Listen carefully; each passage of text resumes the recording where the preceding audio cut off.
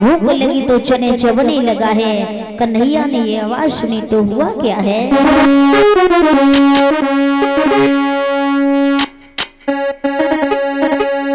कि मोहन ने cut cut शब्द सुनो और बोले भैया क्या कहना है?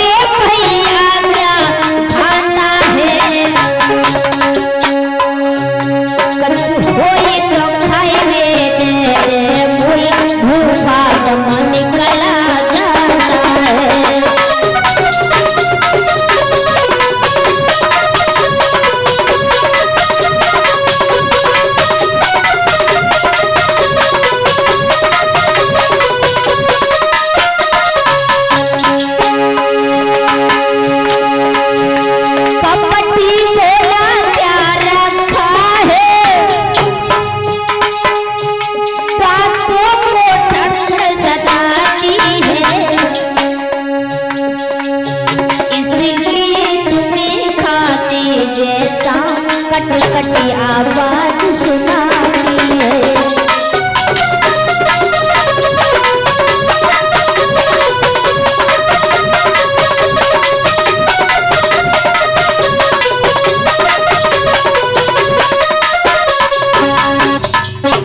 जैसे ही गुरु मैया ने भेजे थे, जंगल में दोनों पहुंचे हैं, लेकिन सुदामा धीरे धीरे चने चाव रहा है। कन्हैया से कह दिया, अरे भैया मेरे पास क्या रखा है जो तुम्हारे लिए दे सकता हूँ? ठंड की वजह से मेरी दांती कप रही है और इसलिए आपको ऐसी आवाज सुनाई पड़ रही है। मन की जान है, तन की जान है, जाने चित्त की चोरी, और ऐसे प्रभु श्री काछ पूजा के हाथ में सारे संसार की डोरी। ऐसे प्रभु श्री काछ को है भैया। इधर भगवान कन्हैया और सुदामा गुरु मैया के पास आए तो गुरु मैया को सारी बात बताई है। गुरु मैया ने कहा, सुदामा मैंने चने दिए थे वो कहाँ गए? तो जवाब दियो है, मैया वो तो चने पुटरिया खुल गई, मट्टी में सब गिर गए और मिल गए, पर हमने ना खाए। गुरु मैया कहने लगी, लला शायद तुम ये नहीं जानते हो, गुर से कपट मित्र से चोरी, और क्या होए निर्धन क्या होए कोरी। तुमने हमसे भी कपट किया और अपने मित्र से भी कपट किया। श्राप दे दिया है भगवान कन्हैया ने। 64 दिनों में 64 विद्याओं का अध्ययन किया। उसके बाद में गुरुदेव से कहा कि हे गुरुदेव, हमारी शिक्षा तब पूर्ण होगी आप हमसे कोई गुरु दक्षिणा मांग लीजिए। गुरुजी कहने लगे, बेटा तुम्हारी गुरु मैया की इच्छा है कि उनका पुत्र जो समुद्र में डूबकर खत्म हो गया उसे वापस ला दो। जवाब दियो है कि हे गुरुदेव, अगर ऐसी बात है तो मैं जरूर जाऊंगा। और बलराम को लेकर समुद्र पर पहुंचे। समुद्र खुद स्वयं मनुष्य के रूप में आ गया और कहने लगा है, हे दीनबंधु, आप क्यों परेशान हुए, क्यों आए? अरे कोई काम था तो मुझे बता देते, मैं स्वयं आ जाता। आप क्यों परेशान हुए? तो जवाब दिया है कि मेरे गुरु का पुत्र तुम्हारे यहाँ लाया गया है, उसे वापस कर दो।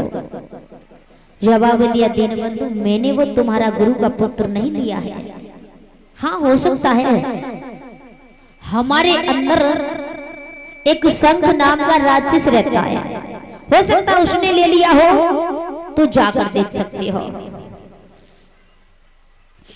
उन्होंने जब ऐसा कहा है, भगवान कन्हैया ने छलांग लगाई, समुद्र में पहुंचे, राक्षस को मारा है, शंख शरीर को लिया है और संयमपुरी में पहुंच गए। यमराज के पास। वहां शंख को बजाया, यमराज निकल कर आए। हाँ स्वामी कैसे आना हुआ? बोले हमारे गुरु का पुत्र यहाँ लाया गया है, उसके कर्मों पर ध्यान न दे करके उसे वापस कर दो। बेटा वापस कर दिया। उसके बाद कन्हैया ने कहा गुरुदेव आपका पुत्र था वो ला दिया मैंने, गुरु दक्षिणा मैंने आपको दे दी, अब हम आपसे आज्ञा लेकर जाना चाहते हैं। सो आज्ञा लेकर कन्हैया बलराम वहां से मथुरा फिर वापस आ गए। इधर सुदामा को श्राप लग गया था, सुदामा भी अपनी वृंदापुरी के लिए चला गया था। जब सुदामा चला गया है तो इधर भगवान कन्हैया मथुरा में लौट करके आए हैं। उसके बाद में उन्हें ब्रज की याद सताने लगी है, तब उन्होंने खत उद्धव को दे दिया है और उद्धव को भेज दिया, जवाब दिया है कि हे उद्धव ब्रज की गोपियों को जा करके समझा देना। पत्र लेकर के गए हैं उद्धव ब्रज में, तो ब्रज की गोपियों ने पत्र भी छीन लिया और ऐसा मारा, समझा दिया है। उसके बाद में श्याम सुंदर ने अक्रूर जी को हस्तिनापुर में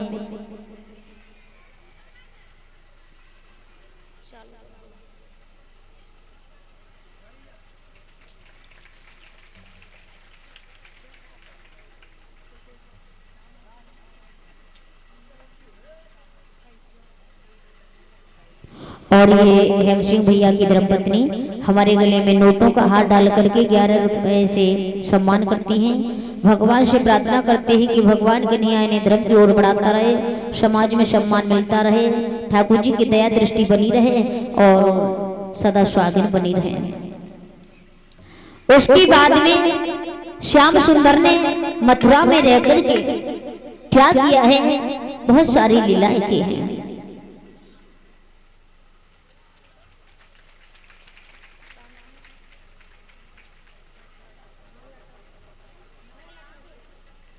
और ये शकुंतला देवी ये वैंजी नगला टांके की रहने वाली हैं, हमारे गले में नोटों का हार डाल करके हमारा सम्मान करती हैं। भगवान से प्रार्थना करते हैं कि भगवान को इन्हें सुख शांति प्रदान करे, धनधाम से भरपूर रखे, इनके हाथ धर्म में आगे बढ़ते रहें और ठाकुर जी की दया दृष्टि बनी रहे, सदा स्वागत बनी रहे। इधर जरासंध से युद्ध हुआ है भगवान कन्हैया का। जब कंस की पत्नियों ने जाकर के जरासंध को बताया, उसकी सेना को काट दिया है श्याम सुंदर ने। जरासंध ने काली अमन से कहा है तो काली अमन को भस्म किया है और मुचकुंद को दर्शन दिए हैं श्याम सुंदर ने। उसके बाद में क्या देखा है, श्याम सुंदर बलराम निकल करके जा रहे थे, जरासंध ने पीछा किया। जब पीछा किया है तो इधर श्याम सुंदर का पीछा करते करते काफी दूर निकल गया है जरासंध। उसके बाद में जब श्याम सुंदर भागते हुए जा रहे थे तो उस समय भक्तों उनका नाम पड़ा था रणछोड़। एक पर्वत पर प्रवषण पर्वत पर चढ़ गए, पहाड़ों पर।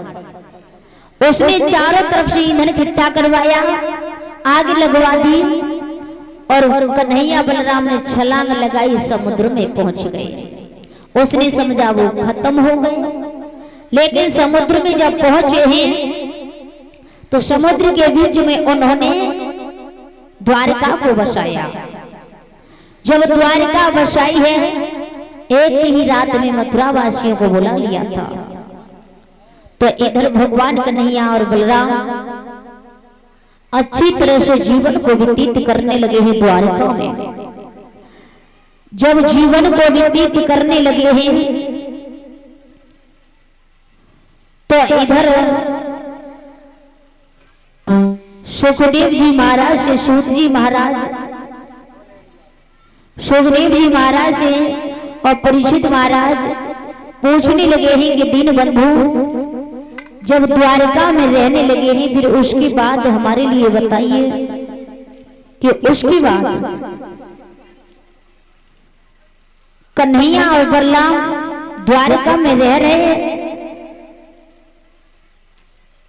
लेकिन श्याम सुंदर की शादी से पहले बलराम की जब शादी हुई है तो बलराम की शादी किसके साथ और कैसे हुई थी? सभी माता बहनी भाई बंधु प्रेम के साथ में